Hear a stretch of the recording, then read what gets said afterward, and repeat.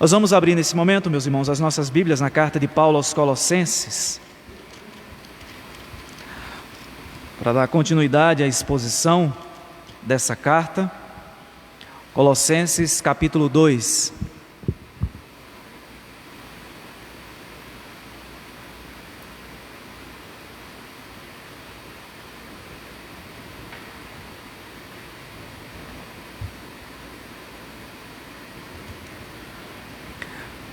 Desde a semana passada que a gente, a partir do versículo 24 do capítulo 1, tem falado sobre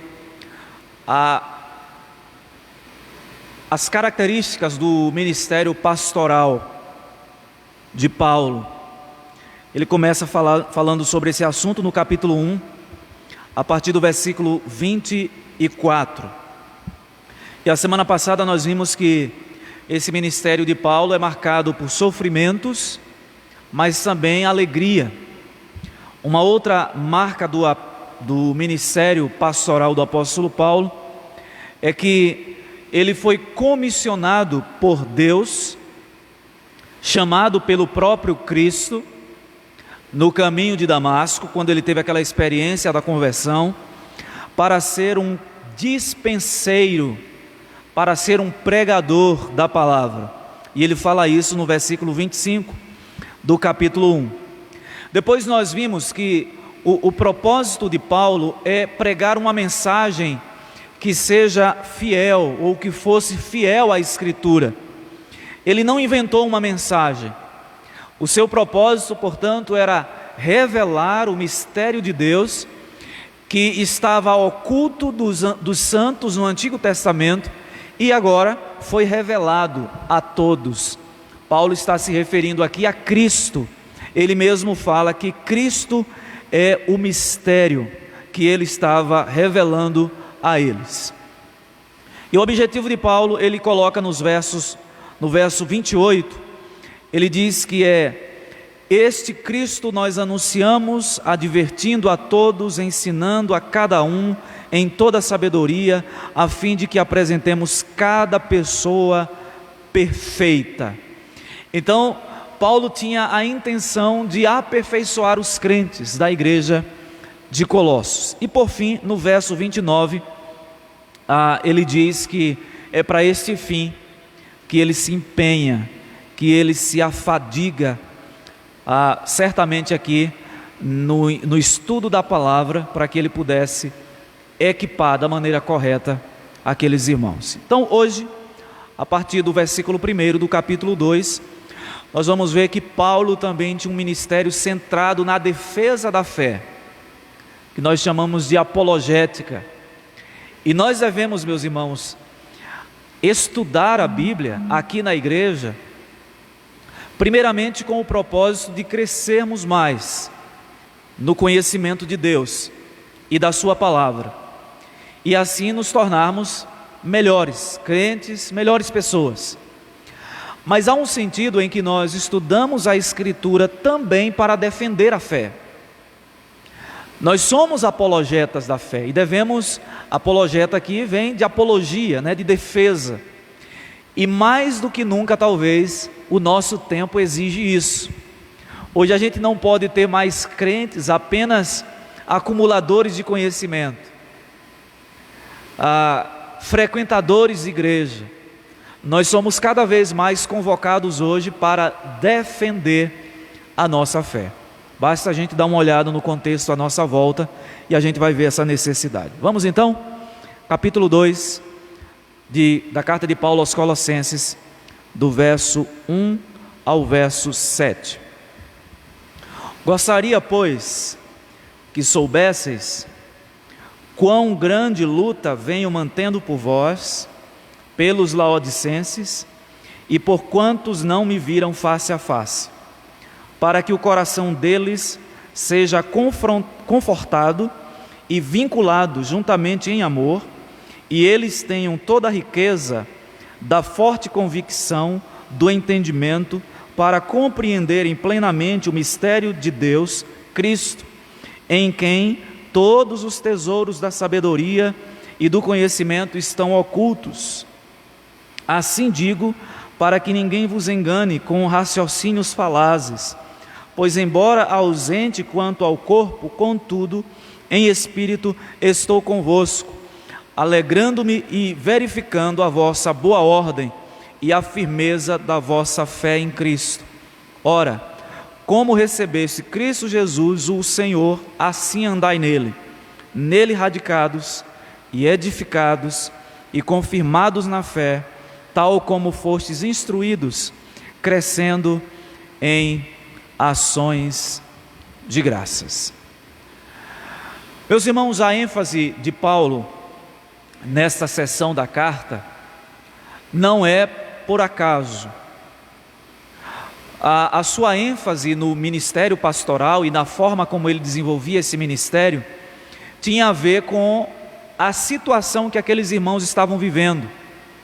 Eu falei aqui na parte introdutória que já naquele contexto ali de primeiro século, se a gente entender que essa carta foi escrita ali por volta de 62, 63 antes de Cristo, já no primeiro século, essa igreja de Colossos e várias outras igrejas enfrentavam problemas seríssimos. Nós falamos da heresia de Colossos, que posteriormente, no segundo século, veio a se tornar o gnosticismo. Então, as bases dessa heresia que se consolidou no segundo século já estavam ali presentes no primeiro século. É por essa razão que Paulo tanto enfatiza a sua ação pastoral, de consolar aqueles irmãos, de ensinar aqueles irmãos, de alertá-los sobre os perigos que os cercavam. Então, Paulo enfatiza tanto isso, tanto esse tema da sua abordagem pastoral, porque isso tinha a ver com os problemas que aquela igreja estava enfrentando naquela época. Aqui no capítulo 2, do verso 1 ao verso 7, nós veremos as suas lutas e também, meus irmãos, as suas preocupações em favor da igreja. Eu entendo que num primeiro momento isso é aplicado para os líderes, mas também para toda a congregação, porque há uma responsabilidade na igreja como um todo pelo pastoreio mútuo. Deus chamou algumas pessoas especificamente para exercerem os ofícios da igreja, o presbiterato, que é responsável pelo ensino, pelo equipamento dos santos, mas há um sentido que nós também devemos nos equipar e nos edificar uns aos outros. Então, entendo que o ensino de hoje serve para toda a igreja. Primeiramente, Paulo vai falar aí sobre as suas preocupações e também sobre a sua ênfase ministerial. E eu chamo a atenção dos irmãos aí para o verso 1 do capítulo 2.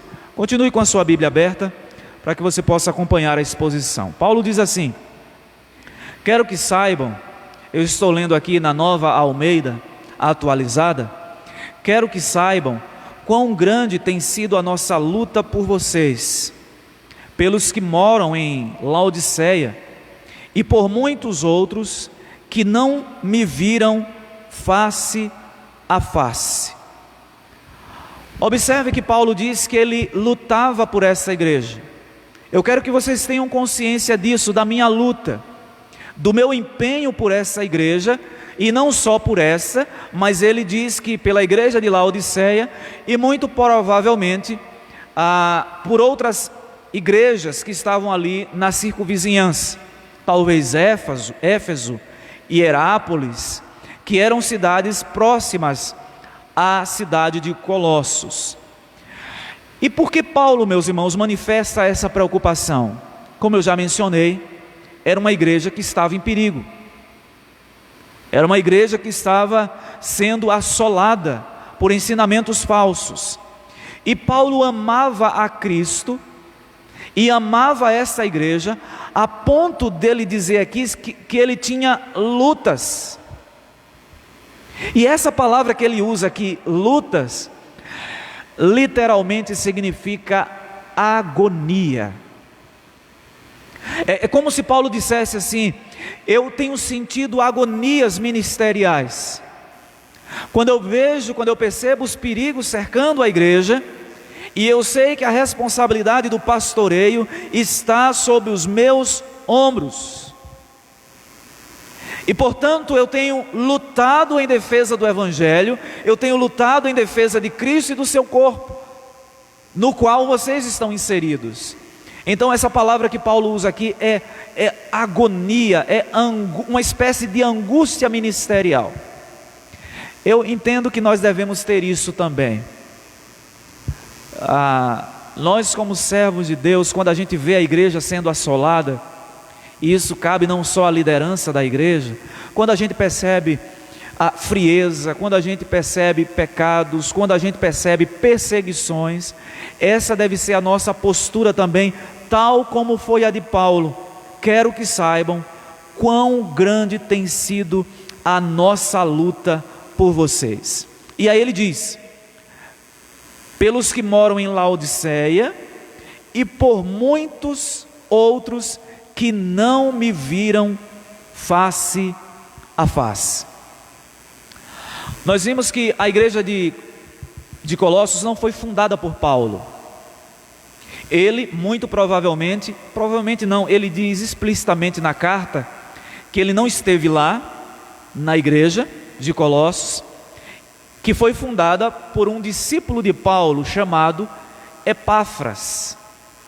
Mas Paulo tinha um amor tão intenso por Cristo e pelo seu povo, que ele se preocupava por pessoas que ele nunca tinha visto presencialmente, pessoalmente, porque o seu amor era não por pessoas especificamente, mas por servos de Cristo, por servos do Senhor.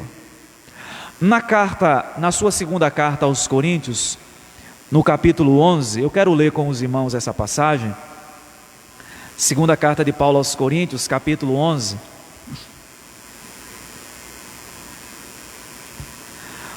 Paulo fala nessa passagem, a partir do versículo 16, sobre os seus sofrimentos por causa do Evangelho. E ele diz, a partir do versículo 23, são ministros de Cristo, falo como fora de mim, eu ainda mais, em trabalhos muito mais em prisões, em açoites sem medida, em perigos de morte muitas vezes, 5 vezes recebi dos judeus uma quarentena de açoites menos um, fui 3 vezes fustigado com varas, 1 vez apedrejado, em naufrágio 3 vezes, 1 noite e 1 dia passei na voragem do mar, em jornadas muitas vezes, em perigos de rios, em perigos de salteadores, em perigos entre os patrícios, em perigos entre os gentios, em perigos na cidade, no deserto, no mar, entre falsos irmãos, em trabalhos e fadigas, em vigílias muitas vezes, em fome e sede, em jejuns muitas vezes, em frio e nudez. Além das coisas exteriores, há o que pesa sobre mim diariamente, as preocupações com todas as igrejas. Vejam que Paulo, como ele descreve o seu sofrimento aqui na segunda carta aos Coríntios, mas tudo isso em favor da igreja. Podemos dizer que Paulo era o tipo de pastor que se consumia pelo rebanho. Ele se entregava inteiramente a Deus em serviço pelo seu povo.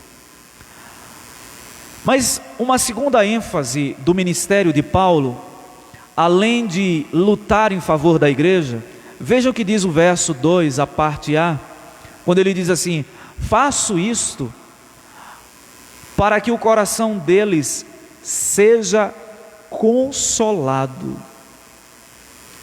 Meus irmãos, o objetivo de Paulo ao se entregar pela igreja e essa era uma das suas ênfases ministeriais, era com o objetivo de consolar esta igreja. A palavra consolar aqui literalmente significa chamar para o lado. É você sentir a dor do outro, é confortar, encorajar, animar. O que Paulo está dizendo é: quando vocês estiverem sofrendo por causa do nome de Cristo, olhem para mim. Será que a gente pode dizer isso hoje? Não é fácil. Mas o que Paulo está dizendo é: se vocês não encontrarem um motivo de consolo quando vocês estão sofrendo, olhe para as minhas marcas ministeriais, porque eu estou fazendo tudo isso para que o coração deles, dos Colossos, dos Tessalonicenses, dos Efésios, dos irmãos da igreja de Herápolis e todos os santos, esses irmãos pudessem ser consolados. É como se Paulo estivesse dizendo: ao sofrerem, venham para o meu lado. Eu quero que vocês entendam o que é sofrimento. Ou vocês não são os únicos a sofrerem. Meus irmãos já perceberam que quando a gente está passando por uma determinada situação, a gente procura pessoas com as quais a gente possa se identificar no sofrimento? Não é que a gente deseje que outras pessoas sofram, mas todas as vezes que nós estamos passando por um determinado tipo de sofrimento, a gente procura referências ou referenciais, pessoas que já enfrentaram a mesma situação, porque assim a gente se sente motivado e encorajado a enfrentar aquela luta. Me lembro quando eu estava no seminário, nós fomos fazer um trabalho de capelania hospitalar no Hospital Emílio Ribas, com a irmã Helenivação.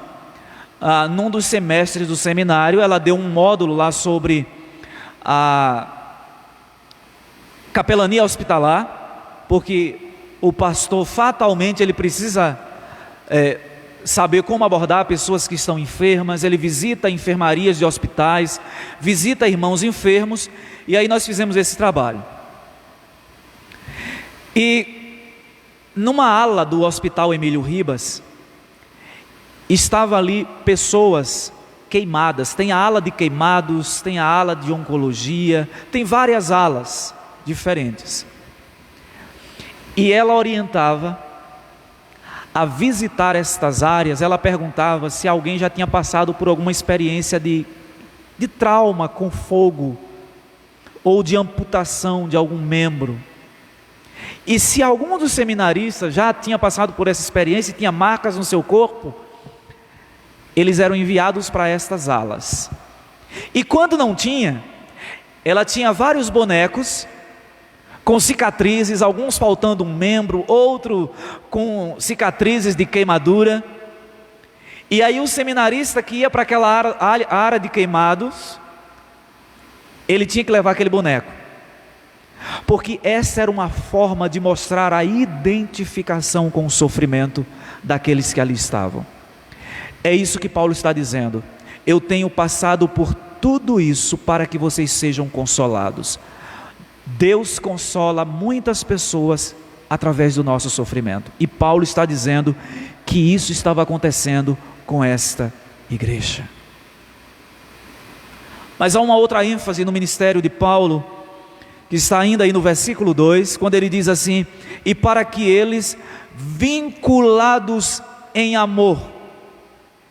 Paulo entendia que uma das necessidades que a igreja deveria, uma das práticas que a igreja deveria ter, era o amor mútuo. Ele diz: para que eles, vinculados em amor, tenham toda a riqueza da plena convicção do entendimento. Nós vamos falar um pouco mais sobre isso, mas eu gostaria de destacar aqui esse aspecto do amor que Paulo diz que deveria estar presente no seio daquela comunidade. Meus irmãos, é por meio do amor que as pessoas percebem que de fato nós somos discípulos de Cristo. Nós podemos encher o mundo de doutrina, espalhar folhetos pela cidade, encher a cidade de outdoor, de placas. Podemos pregar nas praças, fazer trabalhos ao ar livre. Mas se a comunidade da fé não for marcada por isso aqui, pelo amor, a nossa pregação, de alguma forma, ela será questionada. O próprio Jesus, no Evangelho segundo João, capítulo 13, versículos 34 e 35, esse é um texto que eu cito aqui com frequência, diz o seguinte: eu lhes dou um novo mandamento, que vos ameis uns aos outros, assim como eu vos amei, que também vocês amem uns aos outros. Nisto todos conhecerão que vocês são meus discípulos, se tiverem amor uns para com os outros. O apóstolo João, que registrou essa palavra de Jesus, e lembrem-se que o capítulo 13 já é o início da fase final do ministério terreno de Jesus. A partir do capítulo 13 nós já começamos a perceber o final do ministério público, é que Jesus dá esse mandamento. E o apóstolo João, na primeira carta, capítulo 3, verso 14, ele diz: nós sabemos que já passamos da morte para a vida, porque amamos os irmãos.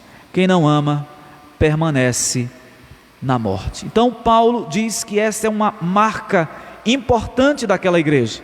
E ele diz mais, verso 2: tenham toda a riqueza da plena convicção do entendimento, para conhecimento do mistério de Deus, que é Cristo. Tenham toda a riqueza da plena convicção do entendimento. Esse versículo, ele parece assim meio embolado, mas ele faz sentido, meus irmãos, dentro do contexto da igreja.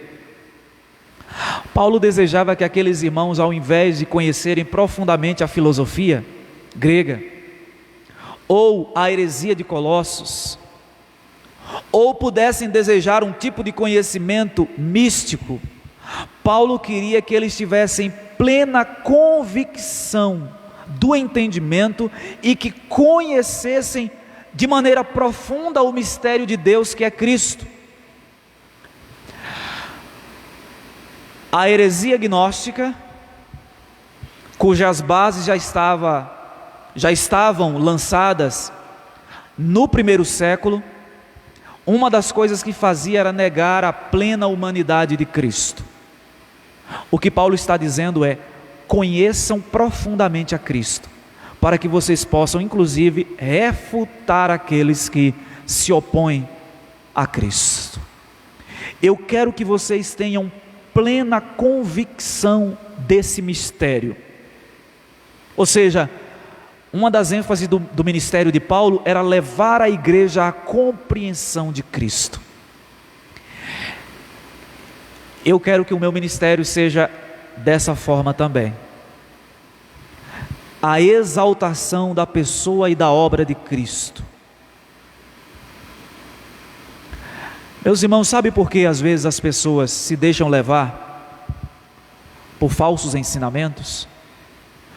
Porque elas não conhecem Cristo profundamente, o mistério de Deus.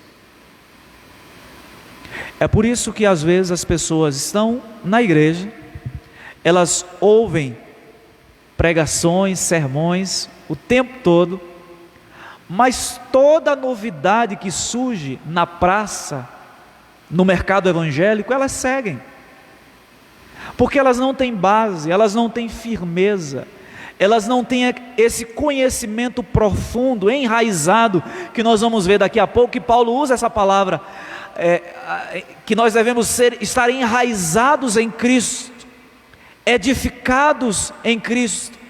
É por isso que essas pessoas se deixam levar, e Paulo diz: tenham cuidado, ao invés de vocês se aprofundarem na filosofia, se aprofundem no conhecimento de Cristo. É por isso que eu entendo o seguinte, que para você refutar uma seita, você não precisa necessariamente conhecer toda a seita.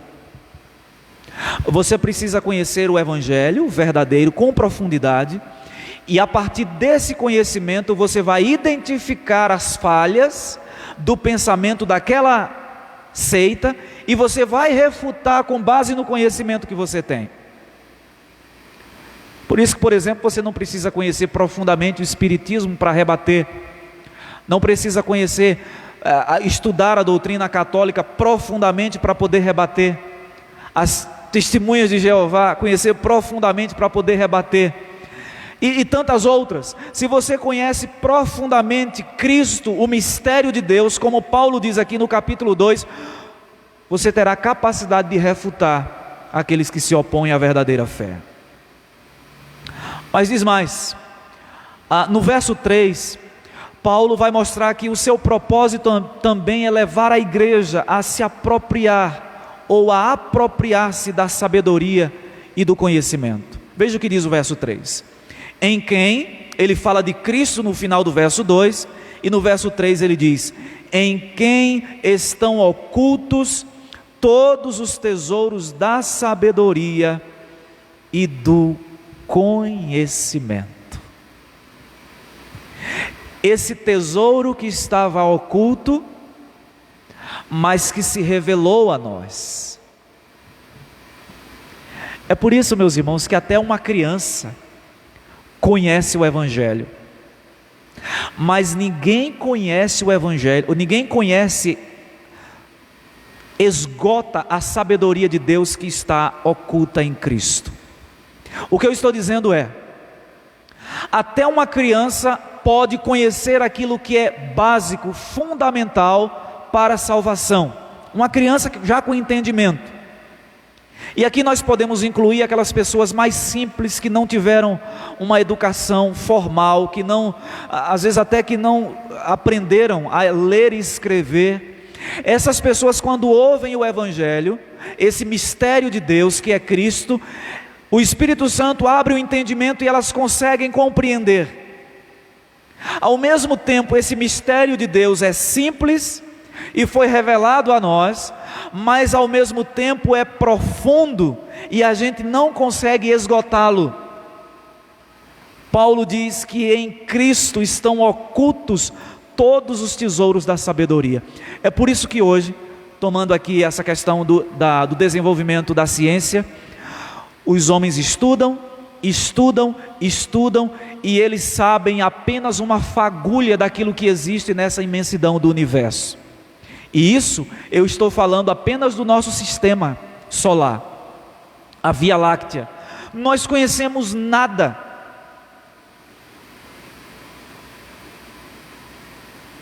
O máximo que que o ser humano pisou, foi aqui no planeta vizinho, a Lua, que em termos de universo é vizinho, é ali, é um pulo.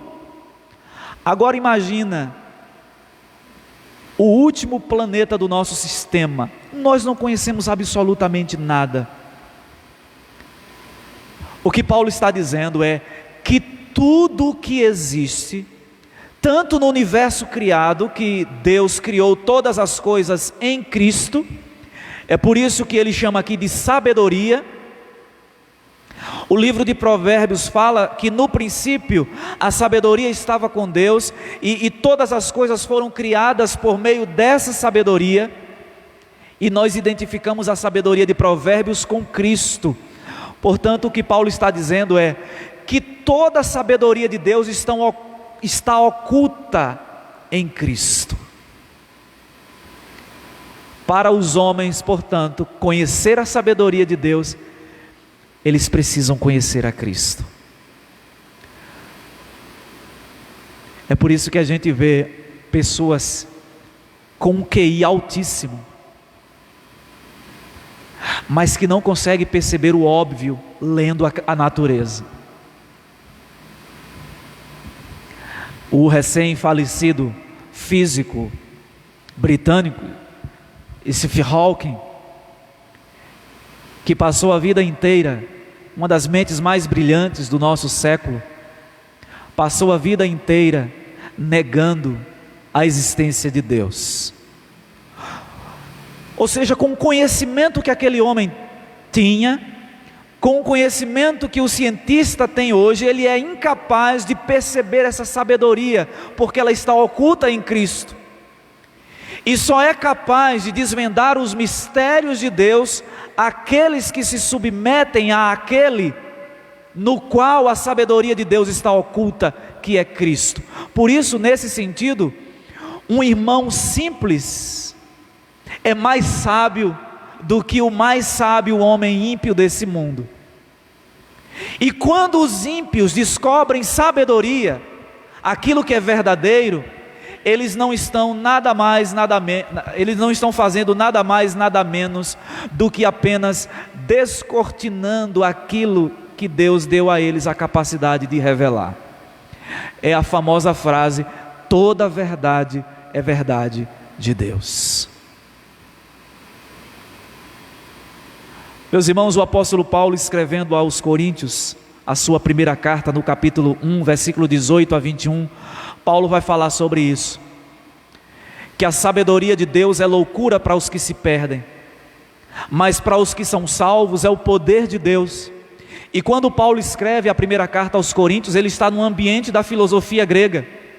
O que ele estava dizendo é: essas pessoas tão sábias, tão inteligentes, capazes de elaborar raciocínios complexos, elas são incapazes de compreender a sabedoria de Deus.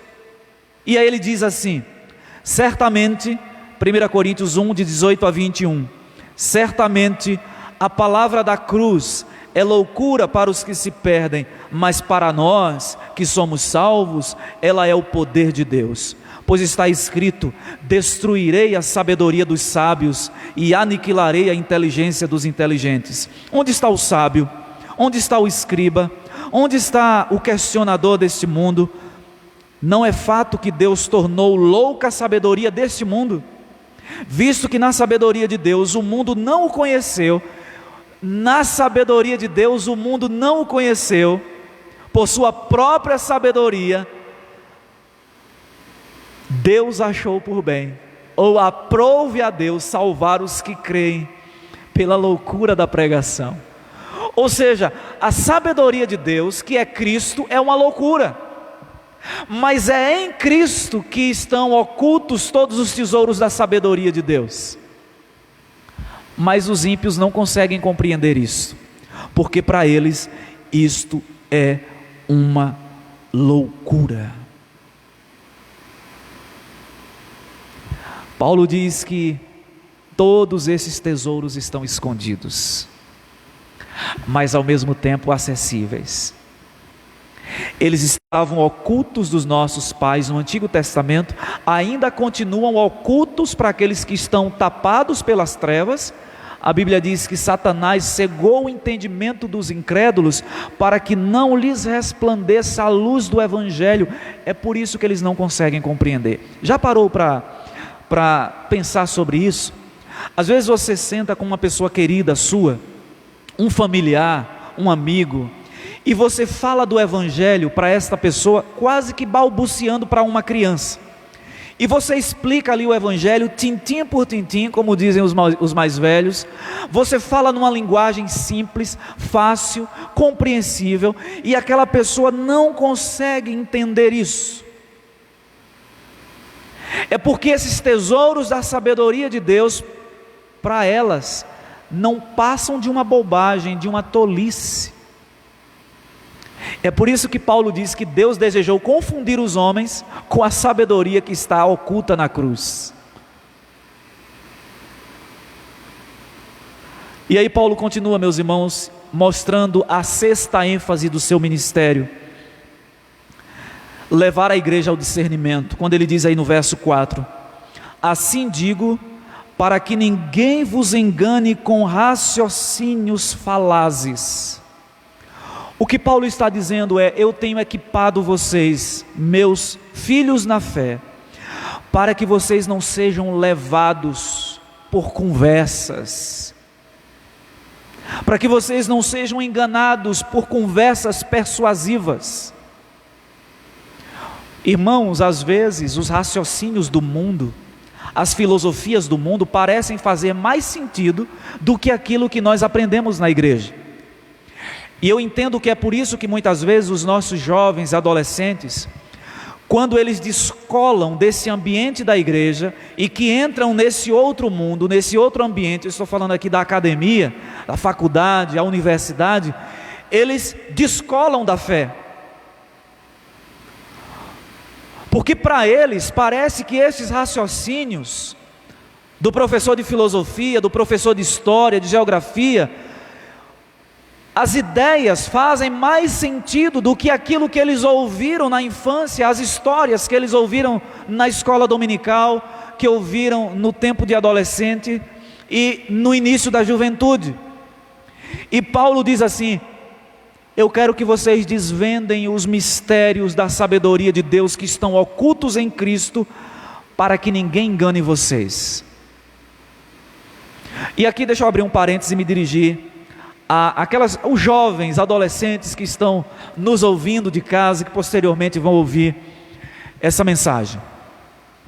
Não se enganem, se firmem naquilo que vocês receberam de educação cristã em casa, na igreja, porque por mais que os ensinamentos que vocês recebem na universidade, e que muitas vezes são anticristãos, pareçam ser mais lógicos e melhor, mais bem compreendidos do que aquilo que vocês receberam dos pais e na igreja, esses raciocínios são falaciosos, enganosos. E olha, que Paulo estava falando aqui no contexto de filosofia grega. Meus irmãos, os maiores pensadores que esse mundo já teve, pelo menos o mundo antigo, eles foram fruto do pensamento grego. O desenvolvimento do conhecimento no mundo aconteceu a partir da filosofia grega. Então Paulo sabia o poder de convencimento que esses filósofos tinham, que os que defendiam a heresia de Colossos tinham.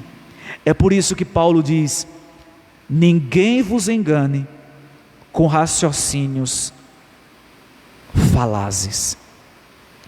Quando a gente pega hoje as filosofias modernas, aí a gente pode pensar feminismo, a nova configuração de família, a ideologia de gênero.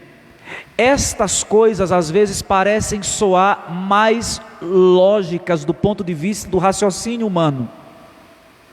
Quando a gente pensa, por exemplo, nos direitos entre pessoas que formam um par homoafetivo, partindo do raciocínio de que são duas pessoas que estão juntas, que devem ter os mesmos direitos, isso soa bonito, isso soa humanístico.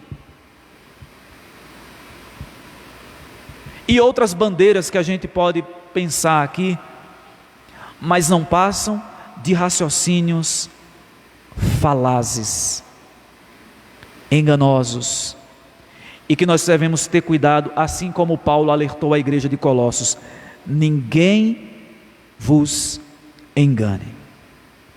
Mas a sétima ênfase, meus irmãos, do ministério de Paulo está no verso 5, que é a edificação da igreja. A primeira ênfase, só repetindo aqui para que os irmãos possam ter em mente, a primeira ênfase do ministério de Paulo é lutar em favor da igreja. A segunda, consolar aquela igreja, encorajar. Terceira, encorajar os irmãos à prática do amor em comunidade. Quarto, levar a igreja à compreensão do mistério de Deus, que é Cristo. Quinto, levar a igreja a apropriar-se da sabedoria e do conhecimento. Versículo 3. E a sexta, levar a igreja ao discernimento, no verso 4. E agora, a sétima, versículo 5, ele diz assim: pois, embora ausente quanto ao corpo, contudo em espírito estou convosco, alegrando-me e verificando a vossa boa ordem e a firmeza da vossa fé em Cristo.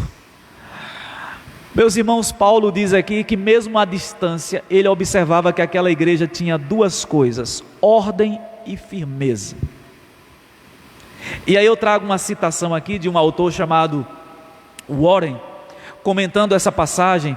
Ele diz assim: a palavra ordem e baluarte, que é firmeza, são termos militares. Eles descrevem um exército que está solidamente unido contra o inimigo.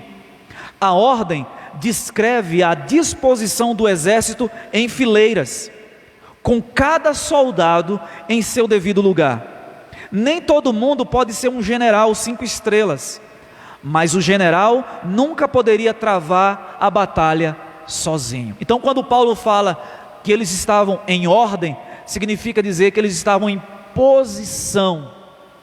E o autor continua: a firmeza ou baluarte retrata os soldados em formação de batalha, apresentando uma frente sólida. Os cristãos devem progredir na disciplina e obediência, assim como os soldados no campo de batalha. Uma antiga formação de exército era chamada de carapaça. Essa formação foi desenvolvida pelos generais romanos. Como era essa formação?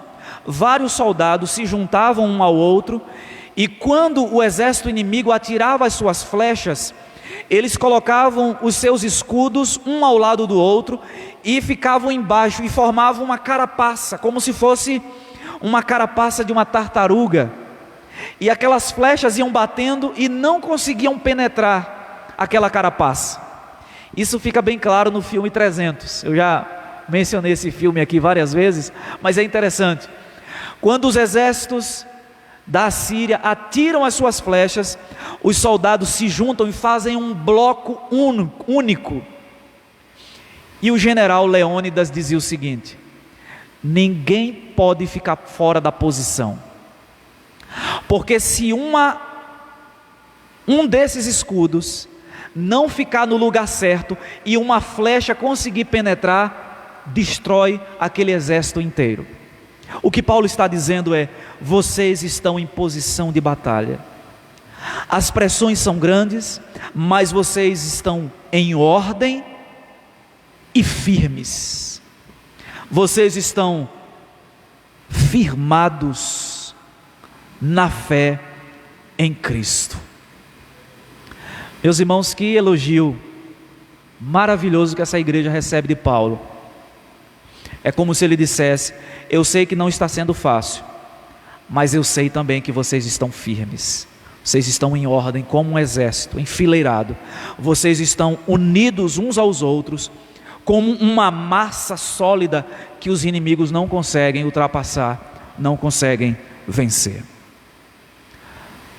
Depois de elogiar, Paulo agora faz algumas exortações. Se a gente fosse traduzir para os nossos dias, a gente diria o seguinte: Paulo assoprou, agora ele vai morder, né? Eu assopro, mas eu mordo, ou eu mordo, mas depois assopro. Paulo faz aqui um elogio a essa igreja no verso 5, quando ele diz: vocês estão firmes na fé. Aí no verso 6 vem a primeira exortação: continuem fiéis a Cristo. Ele diz assim no verso 6: ora, como recebeste Cristo Jesus o Senhor, assim andai nele. Meus irmãos, é mais do que uma exortação, é um encorajamento. É como se Paulo chegasse para aqueles irmãos e dissesse: meus irmãos, eu sei que não está sendo fácil, vocês estão firmes, vocês estão fortalecidos, e a minha palavra para vocês é: permaneçam, continuem, não desistam. Meus irmãos, e nós precisamos disso de vez em quando. A gente precisa encorajar uns aos outros na igreja. A gente tem uma facilidade muito grande de identificar fraquezas e falhas no irmão, mas o ministério do encorajamento está em falta ou deficiente na igreja de Cristo, e nós precisamos, meus irmãos, usar isso com mais prática, com mais frequência. Paulo diz: assim como vocês receberam, progridam, continuem. A gente acha que não, né? Mas fulano de tal é uma pessoa tão crente, tão firmada na igreja, mas às vezes ela está precisando de alguém que diga assim: olha, continua firme, continua, vai avante, não desiste não, continua a tua jornada. E é isso que Paulo faz aqui. Ele diz: como vocês receberam, andem nele, vivam em Cristo. E aí Paulo usa aqui 3 verbos interessantes. Ele usa o verbo nele radicados. Meus irmãos, e essa palavra, esse verbo é tirado do contexto, podemos dizer, da botânica. O que Paulo está dizendo é: vocês fincaram a raiz de vocês num solo, permaneçam enraizados em Cristo, não se demovam da fé de vocês por nada, permaneçam fixos, alicerçados, arraigados em Cristo, como uma árvore sólida, que o vento vem e bate de um lado para o outro, mas as suas raízes estão profundas, e ela não cai. Primeira coisa que Paulo diz: nele radicados. E eu entendo que além da firmeza, quando Paulo fala em raiz aqui, ele está falando de crescimento. Uma planta, uma árvore com raiz saudável, cresce, produz fruto. E aí nós nos lembramos do Salmo, quando diz que o justo, ele é como uma árvore plantada junto ao ribeiro de águas, que no devido tempo dá o seu fruto. Cristo é esse ribeiro de água, Ele é o solo firme no qual nós devemos pôr a nossa fé, a nossa esperança. Jesus conta algumas parábolas para ilustrar o perigo de não fincar as raízes num terreno bom. A parábola do semeador. E diz ali que uma parte da semente caiu no solo rochoso, e porque as raízes não eram profundas, o sol bateu, queimou aquela planta e morreu. Outra caiu entre os espinhos. Meus irmãos, o ponto é, o que Paulo está dizendo é: vocês devem andar em Cristo, mas como? Fincados nele, crescendo. Segundo, ele diz edificados, é o segundo verbo que ele usa aí. E aqui os irmãos podem observar que o verbo é de um ambiente de construção. Se o primeiro, talvez a gente vincule a área da botânica, agora é da construção, porque ele fala aqui de edificados. Aí a gente pensa numa construção. A construção tem a base, o radier. Aqui, inclusive nessa igreja, eu me lembro de uma vez, quando esse piso afundou, por conta do terreno aqui muito úmido, pela proximidade com o rio. Eu me lembro, vim aqui, passei aqui naquela ocasião, e buracos aqui no meio da igreja. E depois, conversando com alguns irmãos, eles falando sobre a base que foi feita embaixo disso aqui, cada estaca enorme, uma laje que foi batida aqui, com colunas fortes. A ideia é que esse edifício, ele permaneça firme. Da mesma forma a nossa fé. Nós precisamos construir a nossa fé sobre a base sólida que é Cristo. E aí, quando assim fizermos, os vendavais não irão destruir a nossa casa. Jesus diz que um homem construiu a sua casa sobre areia. E aí caiu a chuva, sopraram os ventos, foi grande a tempestade que deu contra aquela casa e ela ruiu. Mas um outro construiu a sua casa sobre a pedra, sobre a rocha. E aqui em Jacobina nós temos esse caso também. A nossa cidade cercada por serras, por montanhas. Muitas dessas casas que nós olhamos aqui, como é que construíram isso? Um dia desse eu fui ali naquele bairro da Caixa d'Água, e ali tem casas que literalmente estão o alicerce dentro da pedra, da rocha. Pode acontecer de cair? Pode, como toda construção, mas é muito mais difícil. Quando nós construímos a nossa casa sobre a rocha que é Cristo, ela jamais cairá. E Paulo diz: nele edificados. Você só não rui, só não cai se você estiver edificado sobre Cristo. E aí o terceiro verbo que Paulo usa é: e confirmados na fé, tal como fostes instruídos. O que Paulo está dizendo aqui é: permaneçam. Esses crentes que foram confirmados na fé, instruídos, eles deveriam continuar alicerçados em Cristo. Meus irmãos, a fé dos crentes de Colossos estava sendo duramente atacada. E Paulo diz: a única maneira de permanecer de pé, meus queridos, é continuar andando com Cristo. Como recebeste, andem nele, alicerçados, edificados, permaneçam arraigados no Senhor. E aí finalmente, a segunda exortação que Paulo traz para a igreja, a terceira, é: desenvolva a gratidão. Ele diz assim: crescendo. Gratidão, meus irmãos, é uma virtude que pode ser desenvolvida. Algumas pessoas já nascem com essa propensão para a gratidão, e ela pode crescer mais ainda. Tem outras pessoas que já nascem com uma propensão para o outro lado, para a murmuração, para não ver nada de bom em nada, em nenhuma experiência. E essas pessoas também podem aprender a ser gratos ou gratas. Paulo diz: crescendo em ações de graças. Deixa eu abrir um parêntese aqui. Um dos motivos, uma das causas de doenças emocionais é a ingratidão.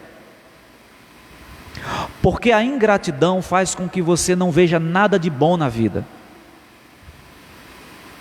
Até quando acontece uma coisa boa, o ingrato sempre tenta ver o lado negativo. Mas podia ter acontecido antes. Eu não precisava ter passado por tudo isso. Podia ter acontecido antes. Deus poderia ter me abençoado antes. Ele poderia ter respondido a minha oração antes. Ele poderia ter impedido que esse mal menor acontecesse. Esse emprego poderia ter vindo ano passado. O meu filho poderia ter passado na faculdade o ano passado. Meus irmãos, nós precisamos desenvolver a gratidão, a ação de graças. Eu entendo que, por outro lado, o espírito de gratidão faz com que a gente veja a vida de uma forma melhor. Já viram pessoas gratas?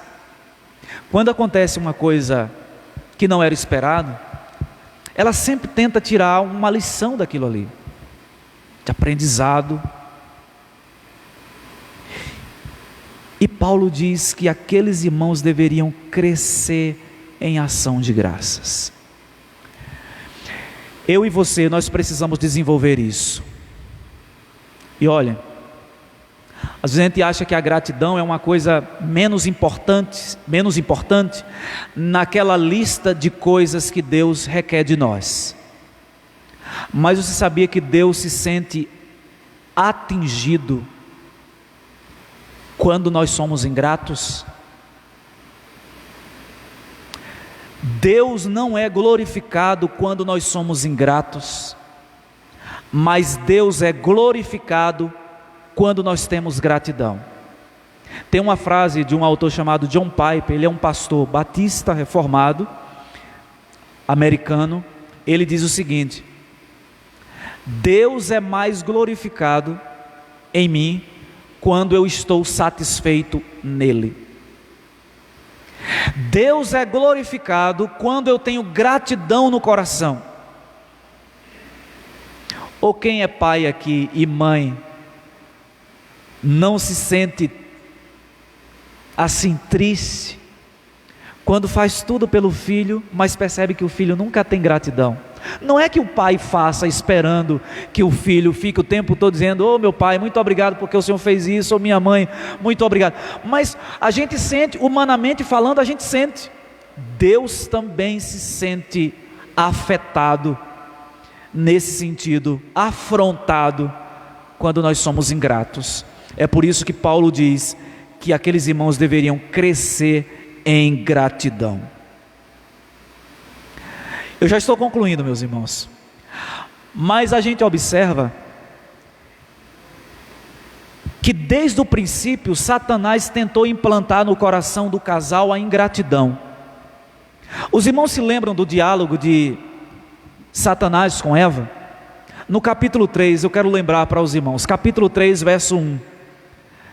Satanás chegou para Eva e disse o seguinte: "É assim que Deus disse? Não comereis de toda a árvore do jardim?" Parece que Satanás faz uma sugestão aqui de que Deus era um Deus proibitivo, de que Deus não abençoava, de que Deus era um Deus rígido, controlador. Como é que coloca um casal no jardim daquele e proíbe de comer tudo? Ele pergunta. É uma pergunta que traz uma insinuação. É como a gente chama hoje de pergunta capciosa. É assim que Deus disse que vocês não podem comer de nada que existe no jardim? E aí, vocês não podem comer de toda a árvore do jardim?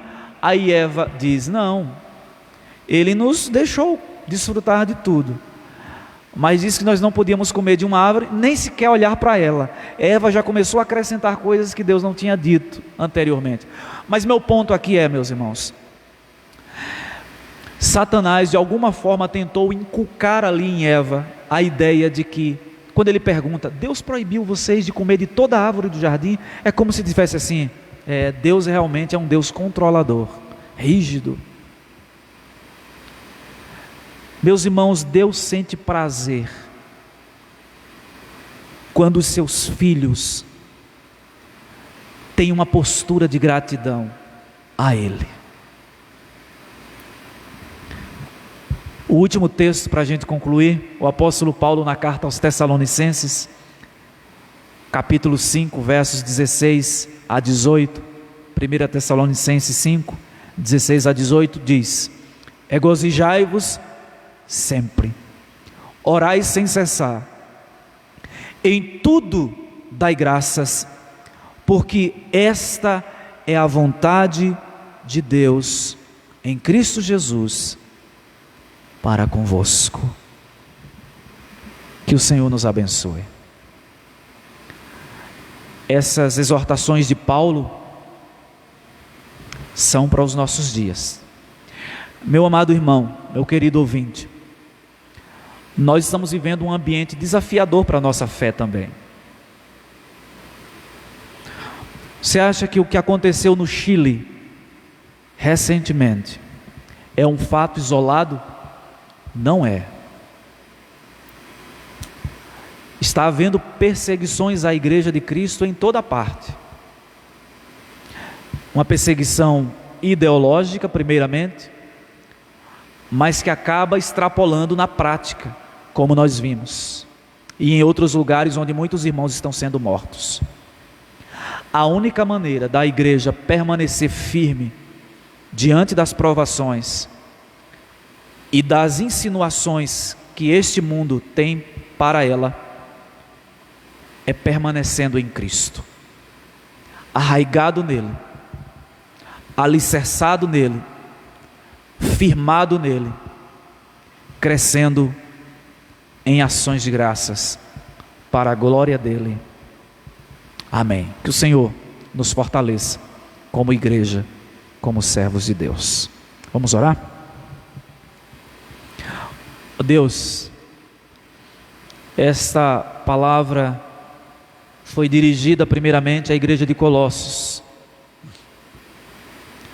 mas ela é atual e aplicável no nosso contexto também. Dá-nos primeiramente, ó Deus, como igreja, essa compreensão de que devemos desenvolver o ministério que o Senhor nos confiou com fidelidade, como o apóstolo Paulo, se necessário for, pagar o preço por causa do Evangelho, se necessário for, sofrermos pelo nome de Cristo. Que vivamos, ó Deus, a vida comum em sociedade, edificando uns aos outros, amando uns aos outros, como Cristo nos ensinou. E que desenvolvamos a nossa fé, andando em Cristo, arraigado nele, edificado nele, permanecendo nele e com uma vida crescente em gratidão. Nós oramos em nome de Jesus, Senhor da igreja. Amém. Meus irmãos, nós encerramos esse culto ao Senhor. Queremos agradecer a presença dos queridos que estão aqui, também daqueles que nos acompanharam pela internet. No domingo pela manhã nós teremos um novo encontro, tanto aqui na página do Facebook, para aqueles que não estão aqui em Jacobina ou que não podem vir à igreja, mas teremos também o culto presencial, podendo vir à igreja, os irmãos, aqueles que estão aqui, que residem aqui em Jacobina, estão convidados também para estarem conosco, 9h30 da manhã e às 18h, 6h da tarde. Que o Senhor nos dê um restante de noite em paz e um sono restaurador na sua presença. Amém.